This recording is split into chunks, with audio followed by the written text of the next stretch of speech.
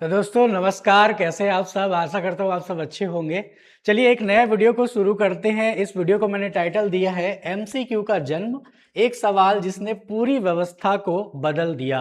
जैसा कि आपको पता है एमसीक्यू क्या होता है। एमसीक्यू का अर्थ है मल्टीपल चॉइस क्वेश्चंस, यानी वस्तुनिष्ठ प्रश्न। ऐसे प्रश्न जिनमें 4 ऑप्शंस होते हैं, अर्थात 4 विकल्प होते हैं, ए बी सी डी। ये 4 विकल्प होते हैं। कई एग्जाम्स में 5 भी होते हैं, कई में 6 भी होते हैं। ठीक है, लेकिन हम लोग यहाँ पर ऐसे क्वेश्चंस की बात कर रहे हैं जहां पर एक प्रश्न के विकल्प होते हैं 4 या 5 या 6, और कई बार उसमें कथन और कारण संबंधी प्रश्न भी होते हैं और कथनों के सीरीज भी होते हैं, यानी कथन 1 2 3 4, और उनको विभिन्न प्रकार के कूट की सहायता से हम क्या करते हैं, उसका आंसर्स निकालते हैं। ठीक है, तो इस तरह के प्रश्नों पर हम चर्चा करेंगे। तो एमसीक्यूज को लेकर के बहुत तरह के लोगों के मन में कंफ्यूजन है कि इसको कैसे बनाएं, खासकर जो मानविकी विषय वाले हैं। मेरा मतलब है जिन्होंने हिस्ट्री से अपना ग्रेजुएशन किया है, या जिन्होंने ज्योग्राफी से अपना ग्रेजुएशन किया है, इकोनॉमिक्स से किया हुआ है, हिंदी साहित्य से किया हुआ है, तो इनको पाला नहीं पढ़ा होता किससे, एमसीक्यूज से। किनको पढ़ा पड़ता है, तो पाला उन लोग को पड़ता है जो इंजीनियरिंग बैकग्राउंड से हैं या साइंस बैकग्राउंड से हैं।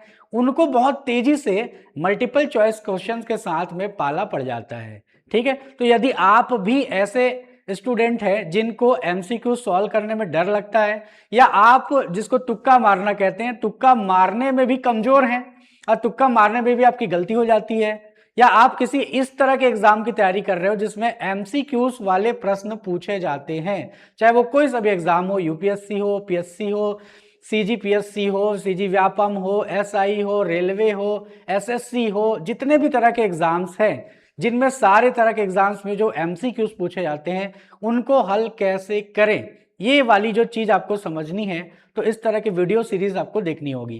तो ये पहला वीडियो है जिसमें हम लोग एमसीक्यूज का थोड़ा सा इंट्रोडक्शन पार्ट देखेंगे, समझेंगे कि एमसीक्यूज को लाया क्यों गया, क्यों इतनी जरूरत पड़ गई, और पूरी दुनिया ने इसको हाथों हाथ क्यों ले लिया, क्यों अपना लिया, इसी पर हम चर्चा करेंगे। ठीक है, तो आइए देखते हैं। सबसे पहले अपन एक कहानी को समझते हैं। एक तरह का एक कहानी आप सोचिए कि आप समझिए कि एक टीचर है और टीचर एक रूम में बैठा हुआ है, पीली पीली रोशनी आ रही है, धीमी धीमी रोशनी आ रही हुई है, सामने एक बड़ा सा मेज उसने रखा हुआ है और मेज के आसपास बहुत सारे क्वेश्चंस बिखरे हुए हैं, क्वेश्चन पेपर है, क्वेश्चन पेपर के साथ उसके आंसर्स हैं। ठीक है, और उनको क्या कर रहा है, प्रत्येक प्रश्न का उत्तर वो पढ़ रहा है, उसकी भाषा को समझ रहा है, उसकी शैली को समझ रहा है, उसमें व्याकरण संबंधी गलतियां निकाल रहा है, वर्तनी संबंधी गलतियां निकाल रहा है, और ढेर सारे प्रश्नों का उत्तर वो कोशिश कर रहा है कि लगातार चेक करके निष्पक्षता पूर्वक उसका उत्तर निकाले और चेक करके बच्चों का मूल्यांकन करे। अब सोचिए, ये कुछ समय के लिए करना तो बहुत आसान है, लेकिन अगर आप टीचर नहीं है तो थोड़ा कम समझेंगे, लेकिन टीचर से आप जाकर के पूछेंगे तो वो कहेगा आंसर चेक करना बहुत कठिन काम है, और बहुत ज्यादा जब होते हैं तब उसमें पार्शियलिटी होने की संभावना भी बहुत होती है। और कई बार टीचर के ऊपर ये तोहमत भी लगाया जाता है बार बार कि भाई आपने हमको इस क्वेश्चन पे ज्यादा नंबर दिया और उसको कम दिया, या उसको कम दिया और हमको ज्यादा दिया, या ज्यादा उसको दिया हमको कम दिया। यही चीजें होती है और ये मैंने भी देखा है 10 साल के टीचिंग करियर में, मैंने लगातार ये देखा हुआ है। ठीक है, तो इस तरह की प्रॉब्लम जब टीचर्स के साथ में होने लगी, तब टीचर कहने लग गए कि यार कोई ऐसी टेक्निक नहीं हो सकती क्या जिनमें बच्चों का मूल्यांकन हम निष्पक्षता पूर्वक, तेजी से और बिना किसी तरह के पक्षपात के हम उनका मूल्यांकन कर पाएं। इस तरह का कोई टेक्निक हो सकता है क्या? इस तरह के जो प्रश्न इनके दिमाग में चला, इसी सब कारण से क्या हुआ, इसी सब कारण से ऐसे प्रश्नों की जरूरत पड़ी जिनमें तेजी से क्या किया जा सके, बच्चे का मूल्यांकन किया जा सके, उसको निष्पक्ष मूल्यांकन किया जा सके, उसकी सब्जेक्ट की पकड़ कितनी है इसको जाना जा सके।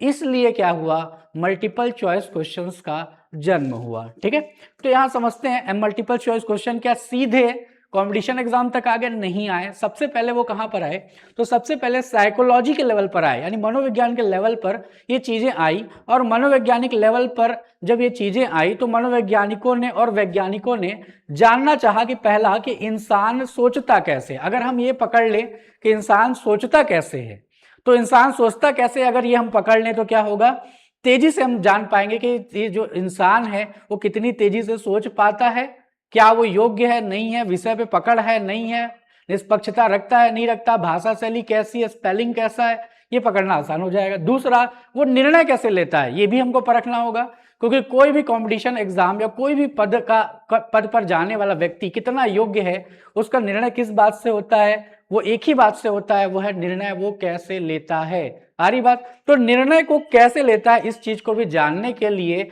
इन्होंने क्या किया, साइकोलॉजी में इस तरह के क्वेश्चंस बनाने शुरू किए। इसके अलावा क्या हुआ, उसकी बुद्धि को संख्या में कैसे मापा जाए। आपने सुना होगा एक शब्द है यहां पर, देख ही रहे आप, ये है क्या, आईक्यू। आईक्यू को क्या किया जाता है, संख्या में नापा जाता है, किस व्यक्ति का आईक्यू कैसा है।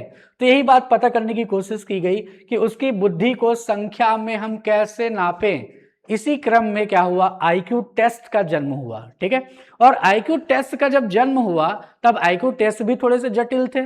तो हुआ क्या, मानविकी विषयों में कैसे हम पकड़े कि जो बच्चा है वो मानविकी विषयों में भी बहुत अच्छा सोचने समझने की शक्ति रखता है, निर्णय लेने की शक्ति रखता है।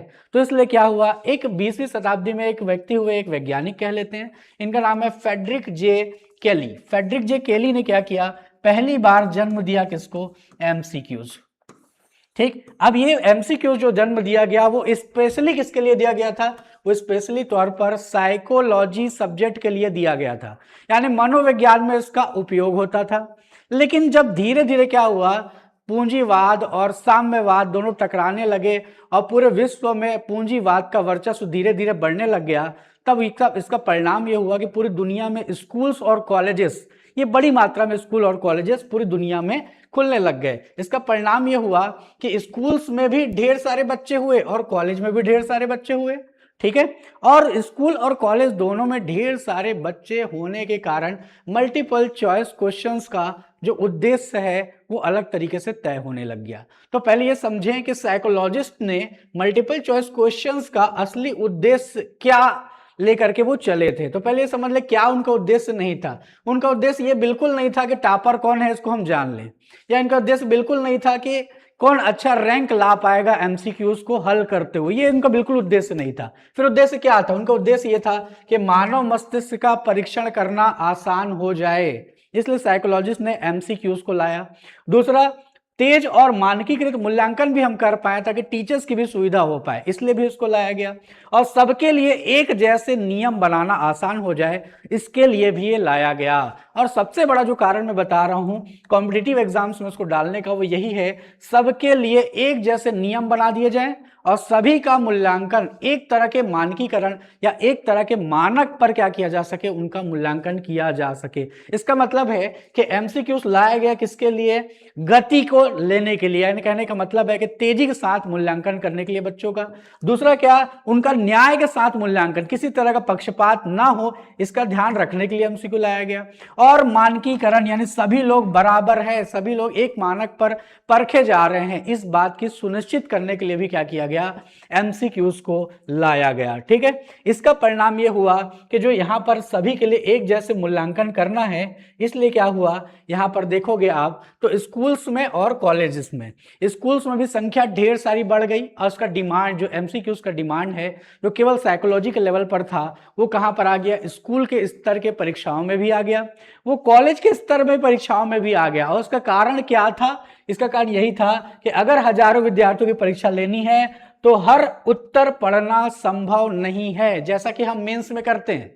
मेंस में सारे के उत्तर आंसर्स लिखे जाते हैं, लेकिन इतने सारे लोगों को मेंस में तो बुलाया नहीं जाता, तो उनको क्लैरिफाई करना है, उनकी स्क्रीनिंग करनी है, इसलिए क्या किया गया, स्कूल्स में और कॉलेजेस में दोनों तरह की परीक्षाओं में क्या किया गया, एमसीक्यूज को लाया गया और कॉम्पिटिटिव फील्ड्स में लाया गया। इसका परिणाम यही हुआ कि एमसीक्यूज जो मनोवैज्ञानिक क्षेत्र में थे, मनोवैज्ञानिक प्रयोगशाला में उपयोग होता था, वो कहां पहुंच गया, वो कॉम्पिटिटिव फील्ड्स में पहुंच गया, स्कूल्स में पहुंच गया और कॉलेजेस में भी पहुंच गया। सारी बात। तो इस तरीके से जो एमसीक्यूज शुरू हुए थे कहां से, साइकोलॉजिकल प्रयोगशालाओं से, यानी मनोवैज्ञानिक प्रयोगशालाओं से, वो कहां निकल करके आ गए, वो अंततः पहुंच गए कॉम्पिटिटिव फील्ड्स में, स्कूल्स में और कॉलेजेस में। ठीक है, यहां पर आ गया। तो अंत में क्या, इस बात को समझिए। ठीक है, वीडियो बहुत लंबा नहीं कर रहे, अंत में बात को समझिए कि फिर इसका निष्कर्ष क्या निकला। तो याद रखिएगा एमसीक्यूज क्यों लाया गया, तो किसी को परेशान करने के लिए एमसीक्यूज नहीं बनाया गया, इस बात को आप समझ लीजिए।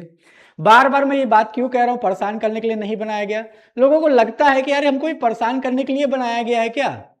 ठीक है, गलत बनाया गया तो मैं मानता हूं कि परेशान करने के लिए बनाया गया, लेकिन अगर वो सही तरीके से बनाया गया है और अगर आपको सही तरीका मालूम है, सही टेक्निक मालूम है अगर एमसीक्यूज को हल करने की, तो कभी आप इससे डिस्टर्ब नहीं होंगे।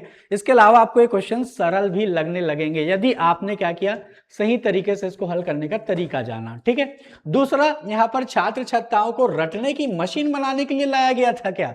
खासकर जो सिंपल मल्टीपल चॉइस क्वेश्चन होते हैं जिसमें एक एक दो दो शब्द होते हैं प्रत्येक विकल्प में, तो वहां याद करने की जरूरत पड़ती है। तो स्मृति की परीक्षा है, सीधे बात है, स्मृति आप कितना याद रख सकते हो इसकी परीक्षा है। लेकिन आपने देखा होगा कि हर एग्जाम्स में स्मृति आधारित परीक्षा की जगह आप क्या हो गया है, वो आ गया कॉन्सेप्ट आधारित प्रश्न। ठीक है, जिनमें कूट दिए गए होते हैं, लाइन बाय लाइन क्या होता है उसको लिखा गया होता है, और हाँ कह रहा है तो ना पूछता है, ना कह रहा है तो हाँ पूछता है। ठीक है, और उसको फंसाने की कोशिश करता है, कथन कारण के क्वेश्चंस देते हैं।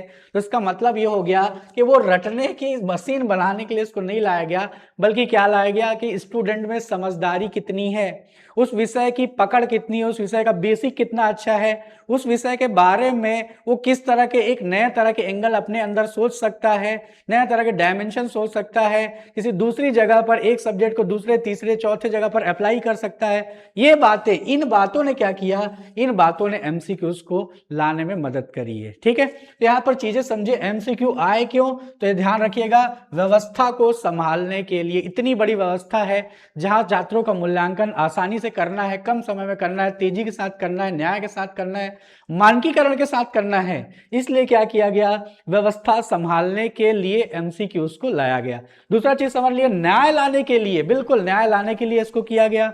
और तीसरा क्या है, समय बचाने के लिए भी एमसीक्यूज को लाया गया। ठीक है, अब प्रश्न ये उठता है कि इतने अच्छे हैं, अगर एमसीक्यूज बहुत अच्छे हैं, इतने वैज्ञानिक हैं, तो फिर इसकी आलोचना क्यों होती है, इतना ज्यादा इसकी आलोचना की क्यों जाती है।